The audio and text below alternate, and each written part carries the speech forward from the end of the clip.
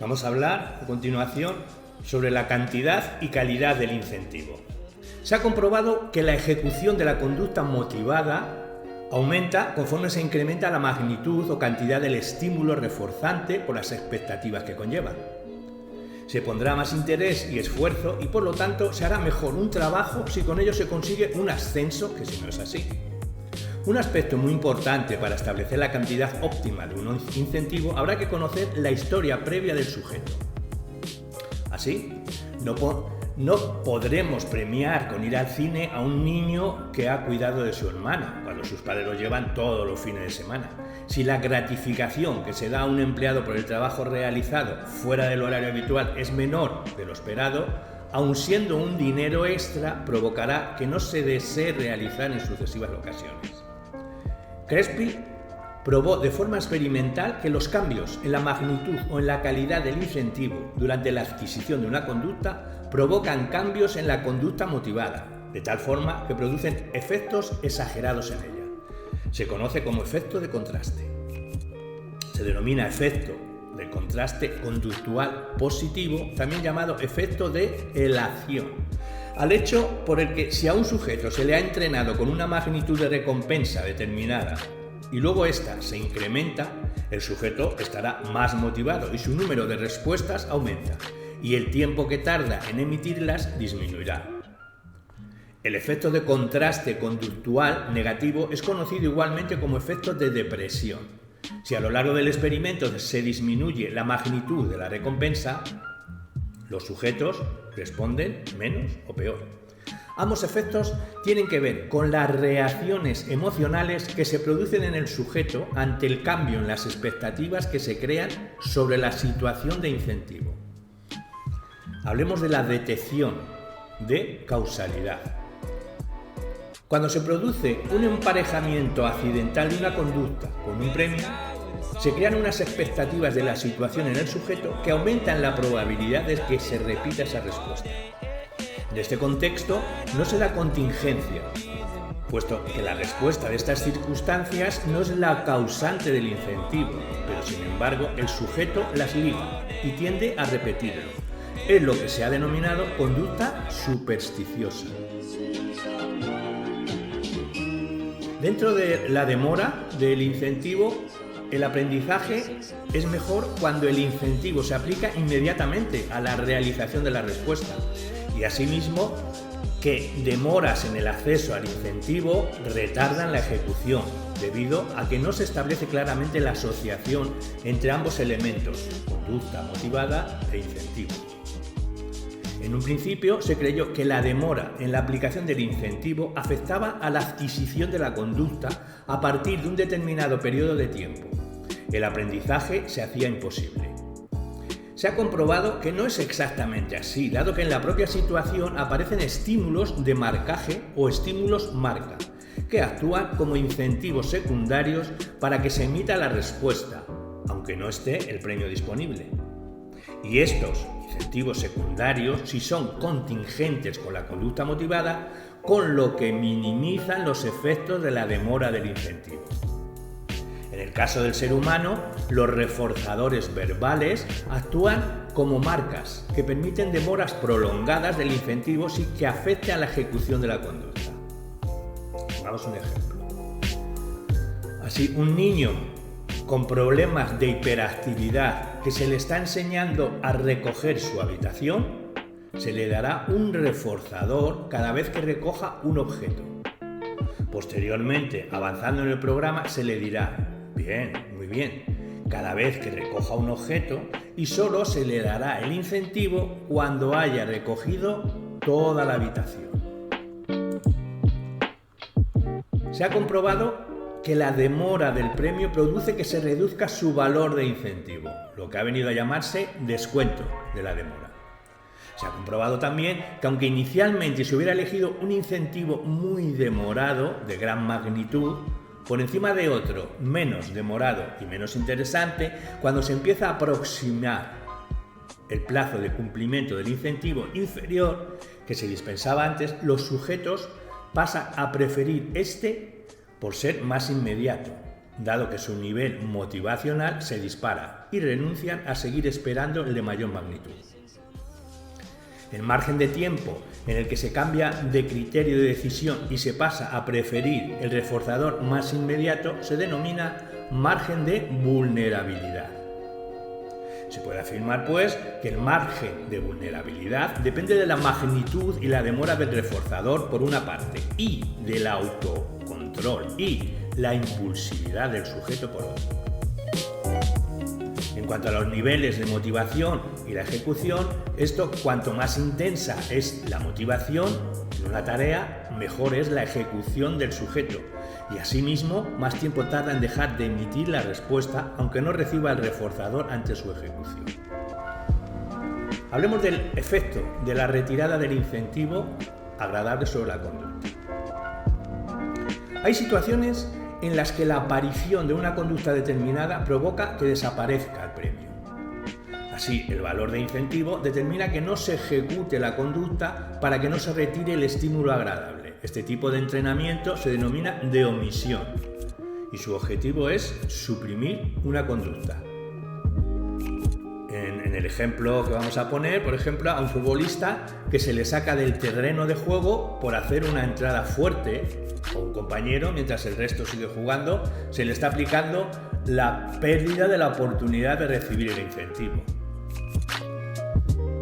Dentro de la consecuencia del incentivo desagradable sobre la conducta, podemos apreciar que se pueden establecer dos situaciones en las que se emplea un estímulo desagradable, pero con consecuencias diferentes sobre la ejecución. En la situación de escape, evitación, la aparición de la conducta tiene como efecto que desaparezca el estímulo desagradable o que no llegue a presentarse. Y en este caso, el valor de incentivo llevará a ejecutar la conducta para no sufrir los efectos del estímulo desagradable. En la situación de castigo, la respuesta provoca que aparezca un estímulo aversivo, por lo que la adquisición de expectativas al respecto llevará a no ejecutar la conducta. La situación de escape, evitación, son las expectativas que crea el sujeto ante la situación en la que le permite no sufrir las consecuencias del estímulo desagradable. Ejemplo, si nos sentó mal la comida de un restaurante, evitaremos volver a entrar en él. Hablemos del castigo. En este caso, si un sujeto ejecuta la respuesta, aparece el castigo. Es un procedimiento para reducir la aparición de una conducta, tanto en su intensidad como en su frecuencia. Se han establecido una serie de variables que afectan a los resultados del castigo. Entre ellas sería la intensidad del incentivo aversivo, la duración del incentivo desagradable, la contingencia del castigo, el efecto de la demora y la disponibilidad de una nueva respuesta alternativa. En cuanto a la intensidad del incentivo aversivo, diremos que la eficacia del castigo depende de su intensidad. Se debe presentar en su máxima intensidad para alcanzar mayores niveles de motivación. Se sabe que un castigo débil tiene poco efecto sobre la conducta que se pretende eliminar y en cualquier caso, dicho efecto es transitorio.